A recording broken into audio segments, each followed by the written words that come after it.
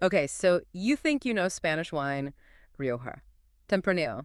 Well, get ready to add another one to your list because today we're diving into the world of Verdejo. Verdejo, it's like this hidden gem, this this really special grape with a flavor that just screams Spain. Yeah, it's not just another pretty bottle on the shelf. We're talking about a wine with a history as rich and layered as its taste, and we're going deep on this one. We've got excerpts from this incredible guide. It's called simply Verdejo. Straight to the point, just like this wine.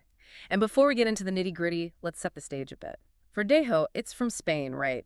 But its roots go back even further. Way further. Think back to the 11th century. This grape actually traveled all the way from North Africa, brought over to Spain, and it's been making history ever since. A grape with a travel history. Yeah. I'm into it. But let's talk taste. What am I actually getting when I pour myself a glass of Verdejo? Imagine a Spanish garden, but in liquid form. Yeah. You're going to get hit with this blast of citrus, lemon, grapefruit, that kind of thing. Okay, I'm already sold. But there's got to be more to it than just citrus. Oh, absolutely. Think green apple, maybe a hint of white peach. And here's where things get really interesting. Tip me with it. You often find these delicate herbal notes in Verdejo, like fennel or anise. And these aren't just random flavors. These actually come from compounds that are specific to Verdejo grapes, which is pretty cool. That is cool. So we've got bright, refreshing, herbal. What else? Well, if you've got a Verdejo that's been aged in oak, you might get a little vanilla, some toasty notes, maybe even like a little whisper of spice in the background. Adding some layers to the experience. I like it. Yeah, and regardless of how it's made, you usually get this really distinct minerality on the finish with Verdejo. It's really unique. Minerality, that's a good word. So is this minerality thing, is that connected to where Verdejo is grown? You bet. We got to talk about Rueda. I knew it. So Rueda, tell me everything. Rueda is a region in Spain, and it's pretty much Verdejo Central. Like, they're known for it. Like champagne and, well, champagne. Exactly. And there's a good reason for that. Rueda's got this very specific combination of climate and soil that's, like, perfect for Verdejo. So we're talking cold winters, hot, dry summers. It's a pretty intense continental climate. Sounds kind of harsh. It is. And then you've got these high-altitude vineyards. So intense sun, but probably cool nights too. You got it. Which means those grapes are ripening slowly. They're developing all that amazing concentrated flavor. So it's like a little adversity makes a better grape. Right. And we haven't even talked about the soil yet. We're talking mostly sandy, stony, not a lot of nutrients. Tough love for these grapes. Tough love equals delicious wine. And that's why Rueda has its own denomination of origin, its own DO, which basically means they're serious about Verdejo, and you know you're getting the real deal. Okay, so Rueda knows what they're doing. They've got the DO to prove it. But it's not the only place making waves in the Verdejo world, right? So we've got this grape with a serious passport stamp collection and a taste for adventure, both geographically and like flavor-wise. But it sounds like Verdejo's story isn't done yet. Not even close.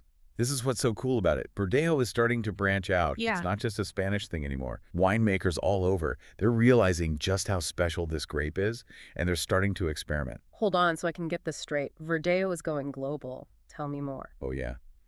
It's still early days, but there are some really exciting things happening down in Australia. Aussie Verdejo. I'm intrigued. Right. Specifically, look to the cooler areas. South Australia, New South Wales, those regions are showing everyone that Verdejo can really thrive outside of Spain. That's so cool. So Australia's on board. Anyone else jumping on the Verdejo bandwagon? Absolutely. Yeah. California's starting to get in on the action, and I've even heard some buzz about some really cool Verdejos coming out of Chile. No kidding? From the Casablanca Valley, maybe? You know it. It's really exciting to see. It just goes to show how versatile Verdejo is as a grape. But, you know, I'm sure our listeners are all wondering the same thing right now. Let's be real. The real question is, what do we eat with this stuff? Exactly. And remember those herbal notes we were talking about? They're not just there for fun. They actually make Verdejo incredibly food-friendly. Okay, I'm listening. Give me the pairing rundown. Well, first off, seafood. Verdejo and seafood. Match made in heaven. Okay, that tracks. What kind of seafood are we thinking? Just about anything, really. Grilled fish, roasted fish, sea bass, sole, even salmon. That acidity in the Verdejo cuts right through the richness of the fish. It's just beautiful. This sounds like the perfect summer meal. A plate of grilled fish, a glass of chilled Verdejo. Right. And shellfish, too. Don't forget about shellfish. Oysters, mussels, even ceviche would be phenomenal with Verdejo. Oh, especially ceviche. with all that citrus. Genius pairing. See, you get it. And for something a little lighter, maybe for a nice lunch, you really can't go wrong with Verdejo in a salad. Now we're talking. What kind of salad should we be pairing? Anything with some nice bright greens, Mm-hmm. arugula, watercress, those are always winners. Mm-hmm. Or go for a creamy goat cheese, maybe some ricotta. Verdejo can handle it. All right, I'm convinced. Hmm. But let me throw a curveball at you.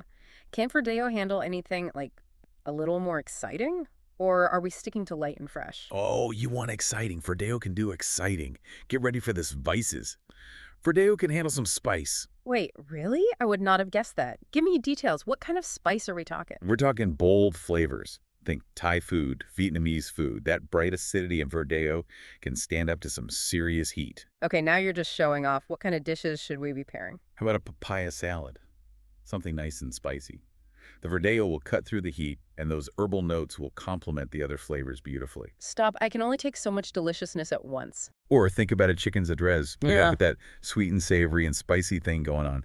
Verdejo can handle all of it. I am shook. We've gone from elegant seafood to vibrant salads to Southeast Asian cuisine. It's like Verdejo contains multitudes. It's true. That's the beauty of this grape. It's so versatile. And hey, since we're already talking about all this delicious food, let's not forget about those classic summer dishes. Caprese salad, gazpacho, even a nice citrusy dessert. Verdejo's got you covered. Okay, my grocery list is officially a mile long, and my mind is blown. We started by calling Verdejo a hidden treasure, but I'm starting to think that might have been an understatement. It feels like Verdejo's got it all figured out: history, flavor, it's going global, pairs with everything, but there's got to be a catch, right? There's always a catch. What are Verdejo winemakers worried about these days? Well, it's like anything else in agriculture these days. Climate change is a big one. Yeah, it's sure. It's a huge deal for them. These shifting weather patterns, unpredictable seasons, it can really mess with grape production. It makes you realize winemaking, it's not just about what happens in the winery. It's a real partnership with nature. Totally.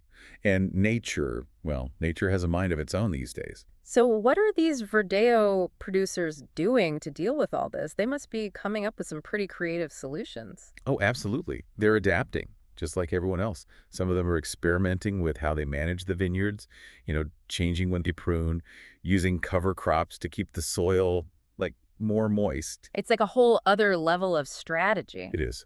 And then you've got others, they're thinking even more long-term. They're looking at different grape varieties, ones that might handle warmer temperatures better. Wow, it really makes you appreciate that there's so much more to a glass of wine than meets the eye. It's not just about the taste, it's about history, it's about culture, it's about science. It really is. Well, I think it's safe to say we've gone beyond hidden treasure territory with Verdejo. This is a grape with a story, and it's a story that's still being written. And that's what's so exciting. This is just the beginning for Verdejo. And I, for one, can't wait to see what the future holds. Well said. And to our listeners, we say, don't wait for the future. Go out there and discover Verdejo for yourself. You might just find your new favorite wine. Cheers to that.